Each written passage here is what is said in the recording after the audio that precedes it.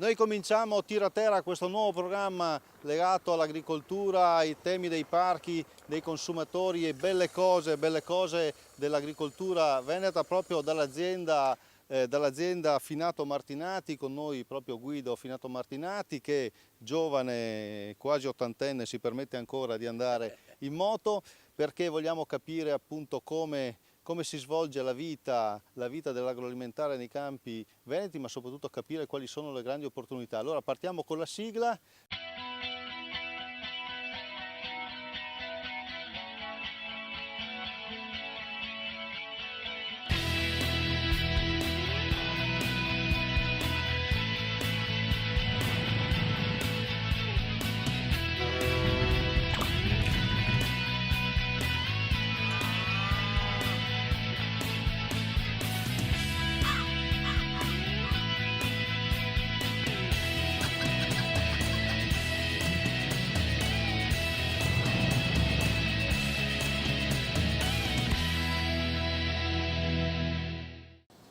E allora cominciamo questa nostra avventura di Tira Terra qui in provincia di Verona, in questa bella concamare, no? Dove qua abbiamo la possibilità di vedere un'agricoltura completa, complessa. Siamo in una stalla, ma voi qui avete un'azienda a 360 gradi, vero? Sì, abbiamo molti settori oltre a quello del bestiame.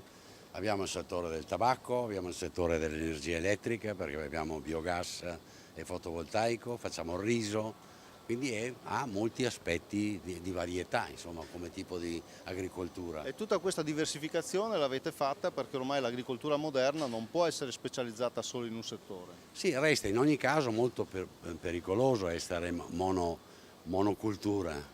Bisogna stare un po' sulla piazza e vedere che come vanno le cose. L'energia avete guardato anche mettendo il fotovoltaico proprio qua sopra? Certo, sicuramente l'abbiamo fatto perché l'occasione c'era, l'opportunità era buona, c'erano anche degli aiuti. I finanziamenti sul programma di sviluppo rurale. Esattamente. Avevo un problema per dirle di tenuta del tetto, un amianto che andava tolto, per cui abbiamo fatto una scelta che è stata una scelta felice. Allora volevo farvi vedere una cosa, adesso le vacche come vedete stanno facendo la doccia perché quest'oggi c'è una giornata veramente molto calda fuori e quindi siamo in una stalla avanzata, le vacche vengono rinfrescate sia da queste doccette sia da questi grandi ventilatori che vedete e che permettono in una giornata veramente torrida di stare al fresco. Sì. È importante il benessere animale. È molto importante anche per un fatto di produzione, perché l'animale che è ben assistito produce bene e qui siamo in una realtà dove l'animale produce molto bene. Allora grazie all'azienda Finato, adesso ci fermiamo e poi ovviamente l'agenda del PSR e poi andiamo a Verona con Claudio De Stefani a parlare di consumatori.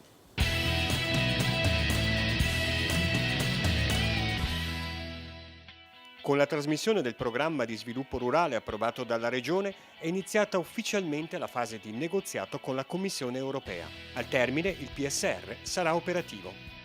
Fino al 22 settembre i cittadini possono esprimere la loro opinione sugli effetti ambientali del nuovo PSR Veneto. Sul sito www.piave.veneto.it tutte le informazioni. C'è tempo fino al 29 agosto per la richiesta di anticipazione della domanda unica 2014 del premio PAC. Lo rende noto Avepa. Tutte le informazioni sono disponibili sul sito www.avepa.it. Amiche e amici di Tira Terra, eccoci giunti allo spazio all'interno della nostra trasmissione che riguarda la tutela dei consumatori. Come sempre ospitiamo le associazioni che tutelano i nostri amici ascoltatori. In questo caso abbiamo la Diconsum di Verona, a rappresentarla c'è il suo presidente Davide Cecchinato. Ciao Davide.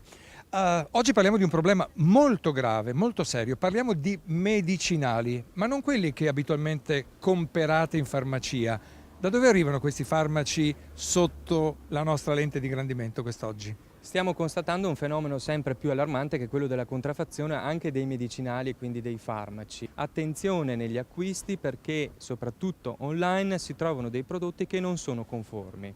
Si tratta di medicinali contraffatti, quindi che non sappiamo di cosa contengano, riproducono l'effigie delle grandi marche, ma all'interno non contengono le pillole, i principi attivi che sono di queste grandi imprese. Lei mi sta dicendo che i consumatori in internet piuttosto che acquistano ad occhi chiusi? Purtroppo soprattutto il mezzo internet oggi dà la possibilità di acquistare in qualsiasi parte del mondo e tante volte purtroppo i consumatori si orientano in base al prezzo, credono di fare l'affare, in realtà comprano un medicinale che non ha gli effetti, anzi potrebbe essere addirittura pericoloso per la salute. Io devo prendere un aereo e devo portarmi appresso dei farmaci. Ci sono dei problemi? Se dobbiamo superare i controlli di sicurezza non possiamo portare all'interno della cosiddetta zona Starilet più di una quantità determinata di liquidi e quindi se abbiamo bisogno di un medicinale questo deve essere sempre accompagnato da una ricetta medica. Bisogna stare attenti e informarsi preventivamente prima di affrontare un viaggio anche per magari procedere all'acquisto di un medicinale all'estero. Ringrazio il nostro amico Davide Cecchinato della Di Consum di Verona. Adesso io faccio una breve pausa, la linea passa a Mimmo Vita e quando ci ritroveremo vi porterò a scoprire in una nuova pagina le bellezze del nostro Veneto. A dopo. E beh, questi fiori ci stanno con l'omeopatia e noi ci siamo spostati, siamo a Salizzole, sempre in provincia di Verona, però qua avete capito che siamo all'agriturismo all'Albaro perché siamo venuti qui? Perché anche noi beneficiari del primo insediamento del PSR della Regione Veneto. Allora qua ci sono dei ragazzi giovani in questa bella azienda che si sono dati da fare e hanno fatto le loro belle domande e hanno avuto appunto sia per l'acquisto di mezzi agricoli sia per la ristrutturazione di questa bella casa per l'attività agrituristica, poi avete anche l'agriturismo storico. La ristorazione dal 2005 e per quanto riguarda gli alloggi dal 2012. Ecco, ristorazione cosa fate normalmente? Ovviamente il riso Piatti, immagino. Esatto, piatti tipici locali tra cui risotto, soprattutto risotto con testa sale oppure con verdure di stagione. Comunque piatti che valorizzano i prodotti della nostra zona. Certo. E poi fanno il pane, vero? Il pane e anche i grissini, sempre fatti con prodotti che derivano dall'azienda nostra o aziende locali.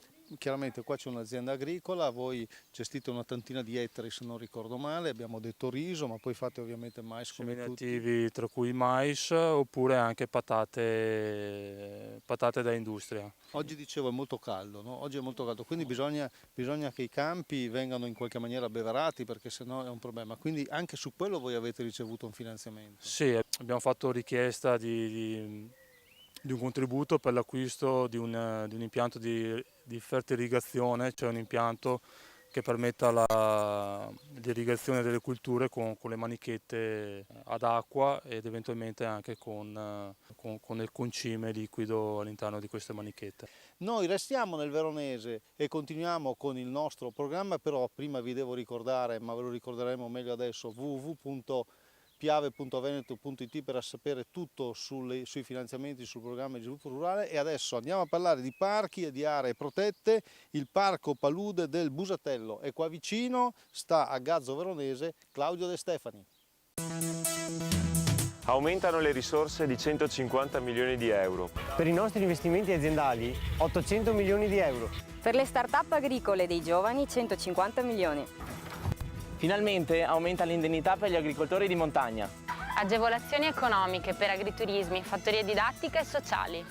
Più futuro! Eccoci qui per la parte conclusiva della nostra trasmissione. Oggi in modo particolare l'Oasi Palude del Busatello. Sono a Gazzo Veronese, siamo proprio ai confini tra la regione del Veneto e la Lombardia. Ho chiesto aiuto alla professoressa Ramona Gobbi. Benvenuta, professoressa. Grazie. Il Busatello è una palude che è stata data in gestione al WWF dal 1997. Questa è stata inserita tra le zone umide di importanza internazionale per la Convenzione di Ramsar, poi è riconosciuta come zona ZPS, cioè zona di protezione speciale per l'avifauna, e SIC, cioè sito di importanza comunitaria, sempre dalla Unione Europea.